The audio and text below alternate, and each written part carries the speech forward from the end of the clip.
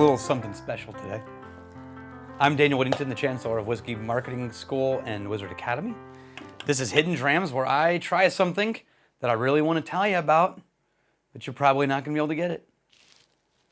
And today, I was trying to figure out what I wanted to do for this one episode, and it occurred to me, I'm in charge, and I can drink whatever I want.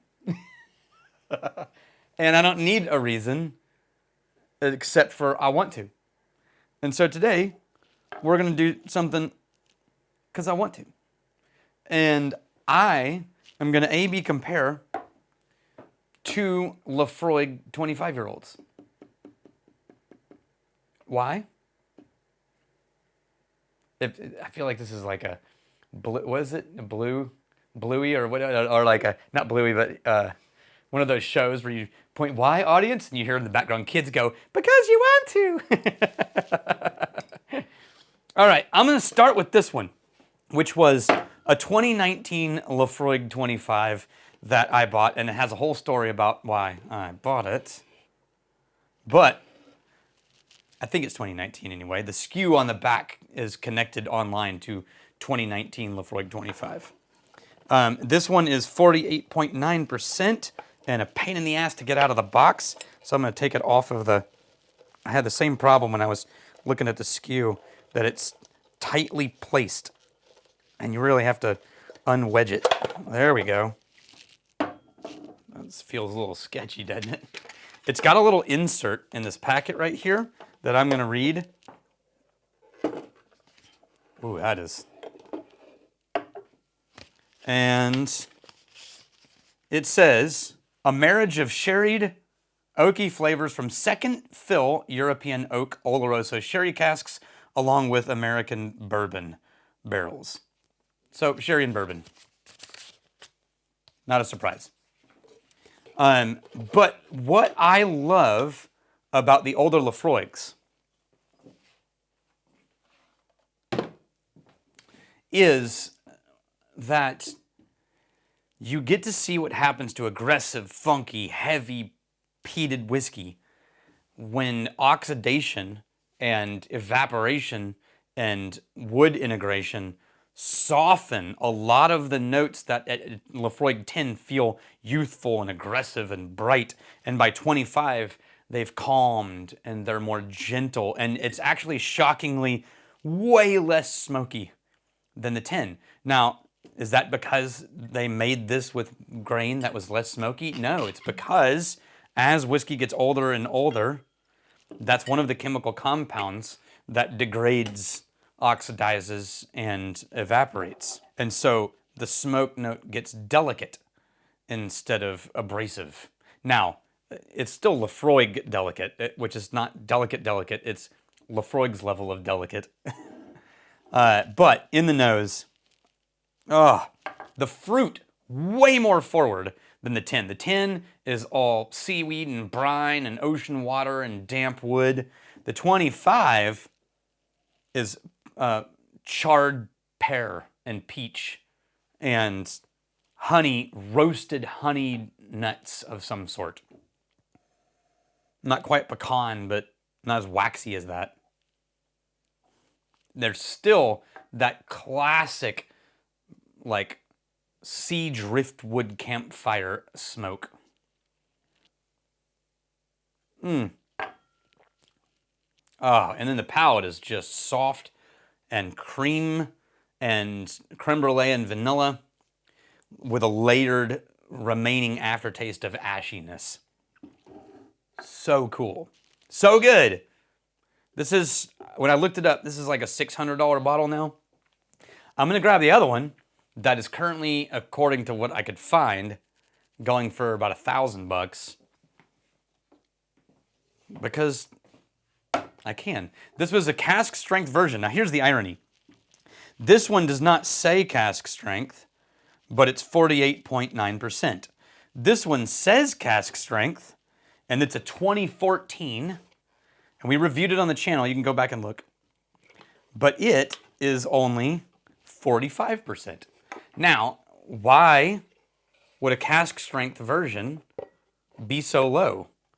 Because in Scotland, water sticks around and ethanol evaporates first. In Texas and in Kentucky, the longer whiskey sits, the higher the proof goes. In Scotland, the longer whiskey sits, the lower the proof goes because of the climate. And so the thing you have to be careful of in Scotland is if a whiskey gets too old, it drops below 40% alcohol. That's no longer a whiskey. Uh-oh. You might have a 30-year-old barrel and it hits 38% alcohol. What are you going to do? Well, typically what they do is blend it into a release that brings the overall proof up. But this is a John Campbell signed 2014? And this was donated by Cliff Smith, who's one of our Psalms. And I've never done this before, and that's why I wanted to do it with you on the channel. An A-B comparison of two different Laphroaig 25s. And I would say, well, how can you compare a cask and a non-cask?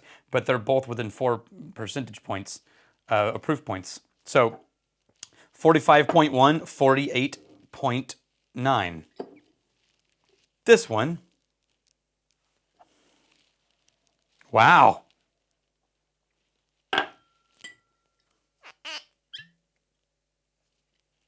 If I am right on this, what a testament to blending this is, because these are way closer than I would ever have imagined.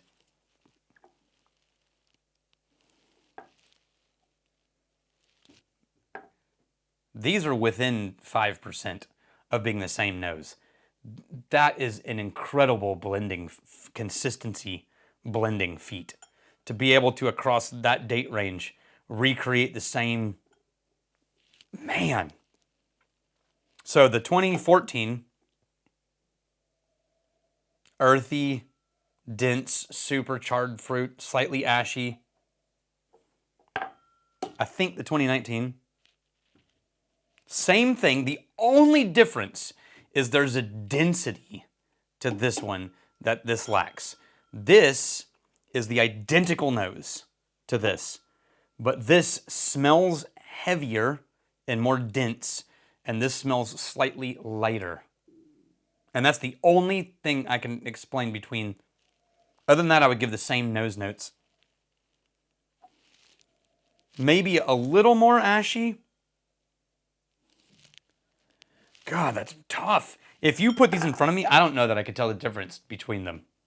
If you switched them around, I don't know, even right now, if I could line them back up with the correct bottle. If I did, it would be because this one feels a little bit heavier. Let's try it. Oh. There's a big difference there. Not big. There's more of a difference in the palate.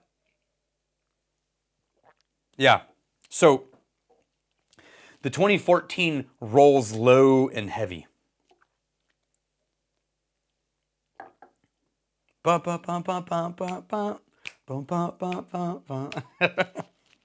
It's got a weight to it. Everything has this like candied center. There's a density to the palate. It rolls down the middle. The more recent one, 2019, which is not that recent, but more recent, is a little more alive.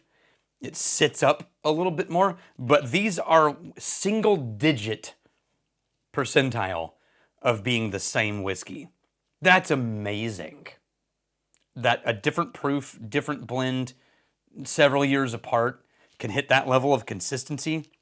What a testament to badass blending. That's great. And I got to drink 2 different Laphroaig 25s. It was a good day. So cheers to you, and I'm really glad you're here. If you want to watch me drink exotic whiskeys that you can't possibly get your hands on, oh, that sounds terrible. Like and subscribe. I'll try to do better.